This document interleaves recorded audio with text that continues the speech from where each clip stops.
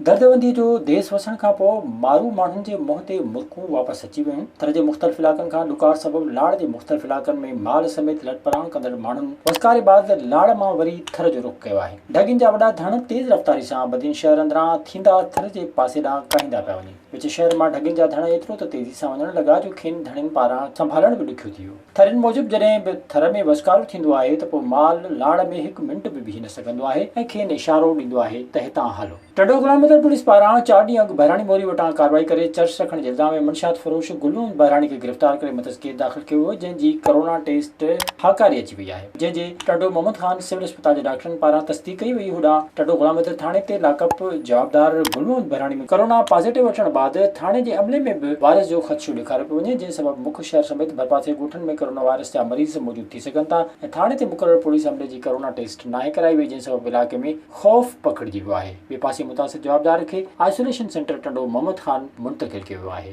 ख़ैरपुर ज़िले जे 5 डॉक्टरनि ऐं डॉक्टराणियुनि खे नौकरियुनि तां फारिग़ करण ख़िलाफ़ एहतिजाज कयो वियो। ख़ैरपुर प्रेस क्लब में प्रेस कॉन्फ्रेंस कंदे एहतिजाज कंदे डॉक्टर हमीदा ऐं डॉक्टर ज़ैनब जो चवणो हो कोरोना वायरस दौरान उनखे भर्ती कयो वियो। इन वक़्तु बग़ैर कंहिं शोकास नोटिस ॾियण जे बिना ई खेनि नौकरियुनि तां फारिग़ करे बेरोज़गार कयो वियो आहे। हुन चयो त हू प्राइवेट तौर PPHI में कमु कंदा रहिया, उतां इस्तीफ़ा ॾेई सिंध हुकूमत में भर्ती थिया हुआ। 1 महीनो ड्यूटी करण बाद राज ऊंधाई में नौकरी तां फारिग़ करण जो लेटर जारी कयो वियो, जेका नाइंसाफ़ी आहे। हिननि मुतालबो कयो त फौरी तौर खेनि बहाल कयो वञे। जरवार वेझो ॻोठ मीर ख़ान गबोल में ज़मीन जी मालिकियत तां गबोल बिरादरी जी ॿिनि धुरनि में झगड़ो थी पियो, जंहिं में लठियूं लॻण सबबु 2 औरतुनि समेत 4 ॼणा ज़ख़्मी थी पिया। ज़ख़्मियुनि में मोहब्बत ज़मान गबोल, माई ज़ोहरा ऐं माई सकीना गबोल शामिल आहिनि। पुलिस पारां ॿिन्ही धुरनि खे लेटर ॾेई सिविल अस्पताल मीरपुर माथेलो माणे वियो। पुलिस ॿिन्ही धुरनि जी फ़रियाद ते 12 ॼणनि मथां NC दाख़िल करे छॾी आहे, जॾहिं त का बि गिरफ़्तारी अमल में न अची सघी आहे।